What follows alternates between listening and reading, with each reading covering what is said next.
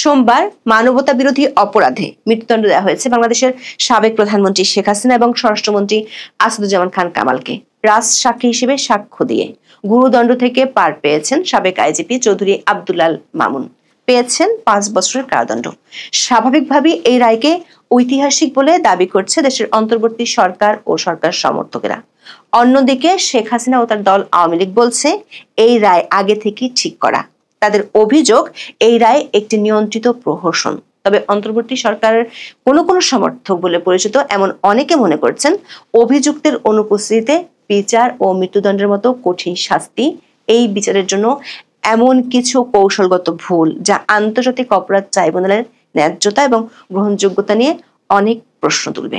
তাদের আশঙ্কা মৃত্যুদণ্ড বা যাবজ্জীবন কারাদণ্ড যাই হোক না কেন শেখ হাসিনা সম্ভবত কখনোই এই শাস্তির মুখোমুখি হবেন না। সাবেক প্রধানমন্ত্রীকে ফেরত দিতে সরকার ভারতকে 2 প্রক্রিয়ায় চিঠি দেবে বলে জানিয়েছে বাংলাদেশের পররাষ্ট্র উপদেষ্টা। কিন্তু দেশটির শীতল প্রতিক্রিয়া আর আইনি মারপ্যাচ তুলে ধরে আন্তর্জাতিক সংবাদ মাধ্যমগুলো ইঙ্গিত দিচ্ছে দিল্লি এখনো বহুদূর। সরকার ও সরকার সমর্থকরা প্রত্যাশিত রায় পেয়ে আত্মতৃপ্তির ঢেকুর তুলে পোস্ট দিয়েছে। তবে সরকারের সূত্রগুলো বলছে কয়েকদিন ধরে বাংলাদেশের রাজনীতিতে যে উত্তপ্ত পরিবেশ দেখা যাচ্ছে এ রায়ের পর সেটির বারুদ আরো জোরালো হতে পারে এমন আশঙ্কার কথা গোয়েন্দারা সরকারকে জানিয়েছে।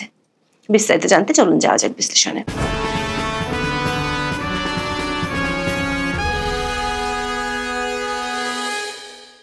বাংলাদেশে আর কোনো রাজনৈতিক নেতা এত দীর্ঘ সময় ক্ষমতায় থাকেননি।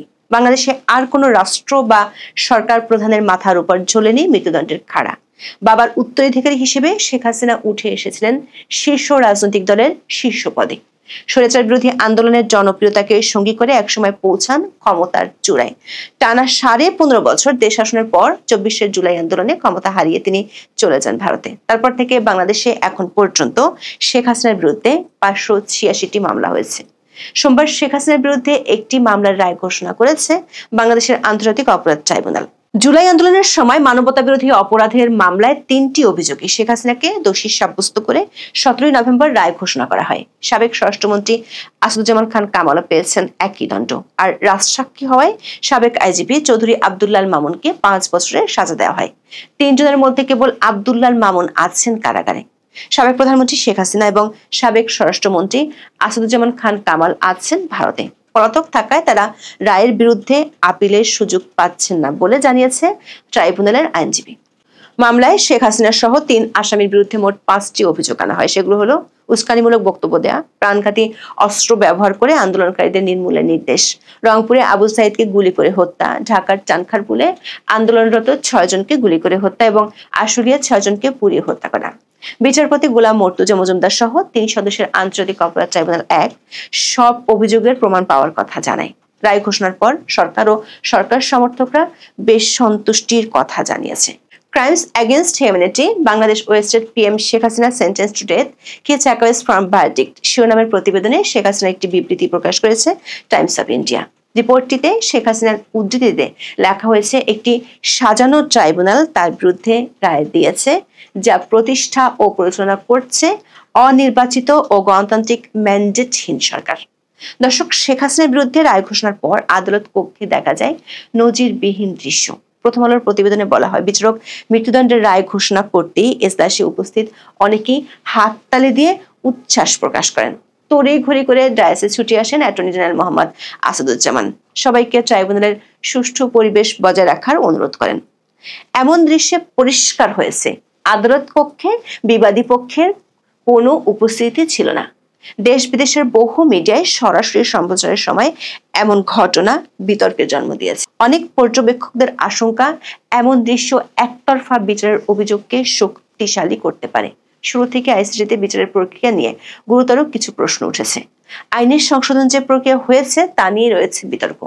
আবার এই আদালত এ ধরনের মামলার বিচার করার সাংবিধানিক বৈধতা রাখে কিনা তা নিয়েও রয়েছে তর্ক। 71 যুদ্ধাপরাধের অভিযোগের বিচারের জন্য 1973 সালে প্রণীত হয় আন্তর্জাতিক অপরাধ ট্রাইব্যুনাল আইন। এই আইনে কেবল 1971 সালের 25শে মার্চ থেকে 16ই ডিসেম্বর পর্যন্ত সংগঠিত যুদ্ধাপরাধ ও মানবতা বিরোধী অপরাধের বিচারের বিষয়টি ছিল সুস্পষ্ট। আইনটির উদ্দেশ্য এবং কার্যক্ষেত্র দুই জায়গাতেই স্পষ্টভাবে বিষয়টির উল্লেখ রয়েছে। ফলে 2024 সালের ঘটনা এ আইনে বিচার করা সম্ভব নয় বলে অনেকেই মত দিয়েছিলেন। এমনকি সরকারের পরামর্শক ব্রিটিশ আইনজীবী টবি ক্যাডম্যানও এই আদালতের নাম পরিবর্তনের সুপারিশ করেছিলেন। তবে জুলাই আন্দোলনের সময়কার ঘটনায় বিচারের জন্য অধ্যাদেশের মাধ্যমে আইনে কয়েক দফা সংশোধনী আনা হয়। সংসদ না থাকার সময় রাষ্ট্রপতির এভাবে অধ্যাদেশ জারির এখতিয়ার বর্তমান সংবিধানে নেই। ফলে ভবিষ্যতে বড় ধরনের আইনি প্রশ্ন উঠতে পারে এই বিচারকে কেন্দ্র করে, এমন আশঙ্কার কথা এরই মধ্যে আইনজীবীরা বলেছেন। আবার সংসদ বিদ্যমান থাকার সময়ও রাষ্ট্রপতির অধ্যাদেশের ক্ষেত্রে কিছু সীমাবদ্ধতা আছে। সংবিধানের 93 অনুচ্ছেদে অধ্যাদেশ জারির ক্ষমতা দেওয়া হলেও সেখানে বলা আছে অধ্যাদেশ আইনসভার ক্ষমতার সমপর্যায়ের, তবে সংবিধানের সঙ্গে সাংঘর্ষিক হতে পারবে না। অর্থাৎ সংসদ যেটা করতে পারে না, রাষ্ট্রপতি অধ্যাদেশ দিয়েও সেটা করতে পারেন না। আইসিটি আইন পরিবর্তন করে 2024 সালের ঘটনার বিচার করা বিধান যুক্ত করার ক্ষমতা সংশোধনের, কারণ এটি কেবল 1971 সালের যুদ্ধাপরাধের বিচার করতেই প্রণীত। আর সে কারণে রাষ্ট্রপতি অধ্যাদেশ দিয়েও আইনটি পরিবর্তন করতে পারেন কি না তা নিয়ে বিতর্ক রয়েছে। এই রিপোর্ট করার সময় amnesty international south Asia Sheikh হাসিনার মামলার রায় নিয়ে একটি বিবৃতি দিয়েছে। ওই বিবৃতিতে বলা হয়েছে, শেখ হাসিনার মামলার বিচার প্রক্রিয়া এবং মৃত্যুদণ্ড কোনোটি স্বচ্ছ ও ন্যায়সঙ্গত হয়নি। সরকার সমর্থক ব্রিটিশ সাংবাদিক ডেভিড বার্গম্যান, যিনি দীর্ঘদিন ধরে আইসিটি পর্যবেক্ষণ করেন, তিনি এর আগে আন্তর্জাতিক অপরাধ ট্রাইব্যুনালে বিচারক নিয়োগ নিয়েও প্রশ্ন তুলেছিলেন। হাইকোর্টের সমমর্যাদার এই আদালতে যারা নিয়োগ পেয়েছেন তাদের বেশিরভাগেরই হাইকোর্টে বিচার করার ন্যূনতম অভিজ্ঞতাই নেই। আবার নিয়োগ পাওয়ার আগে স্থায়ী হতে অন্তত 10টি মামলার বিচার করার অভিজ্ঞতা থাকতে হয়, সেটিও নেই। এসব কারণে এত গুরুত্বপূর্ণ মামলায় কেন সদ্য নিয়োগ পাওয়া বিচারক নিয়োগ পেলেন তা নিয়ে প্রশ্ন তুলেছেন অনেকে। রায় হওয়ার পরও একটি পোস্ট দিয়েছেন সাংবাদিক ডেভিড বার্গম্যান। তিনি অ্যামনেস্টি ইন্টারন্যাশনাল সাবেক কর্মকর্তা তাকবির হুদার একটি পোস্ট শেয়ার করে লিখেছেন, অভিযুক্তদের অনুপস্থিতিতে বিচার ও মৃত্যুদণ্ডের মতো কঠিন শাস্তি শেখ হাসিনার বিচারের রায়কে কার্যকর করা প্রায় অসম্ভব করে তুলল। এ বিচারের প্রক্রিয়া নিয়ে আন্তর্জাতিক মহলে অনেক প্রশ্ন ওঠার ইঙ্গিত দেন। দর্শক, অনেকেই শেখ হাসিনার বিচারের রায়কে বলছেন প্রতীকী। অ্যামনেস্টি ইন্টারন্যাশনাল সাবেক কর্মকর্তা তাকবির হুদা অন্তর্বর্তী সরকার সমর্থকদের উদ্দেশ্য করে লিখেছেন, লক্ষ্য যদি শুধু শেখ হাসিনাকে ফিরে আসতে বাধা দেওয়া এবং প্রতীকী মৃত্যুদণ্ড জারি করা হয়, তা বাস্তবায়ন করা প্রায় অসম্ভব, তাহলে এই রায় সফল হবে। তিনি লিখেছেন, যে পদ্ধতিতে বিচার করা হয়েছে এবং মৃত্যুদণ্ড দেওয়া হয়েছে সে বিষয়টিকে শেখ হাসিনা ও তার দলের পক্ষ থেকে আন্তর্জাতিক রাজনৈতিক শো ট্রায়াল হিসেবে উপস্থাপন করা সহজ হয়ে যাবে। দর্শক, এরই মধ্যে আন্তর্জাতিক গণমাধ্যমগুলো মৃত্যুদণ্ড দেওয়ার বিষয়টি বেশ গুরুত্ব দিয়ে প্রকাশ করেছে। মার্কিন গণমাধ্যম নিউ ইয়র্ক টাইমস রায় ঘোষণা নিয়ে শিরোনাম করেছে, Bangladesh court sentences former leader Sheikh Hasina to death. এর মধ্যে বিবিসি ও আল জাজিরা রায় পরবর্তী সময় ভারতের অবস্থান সম্পর্কিত বিশ্লেষণও প্রকাশ করেছে।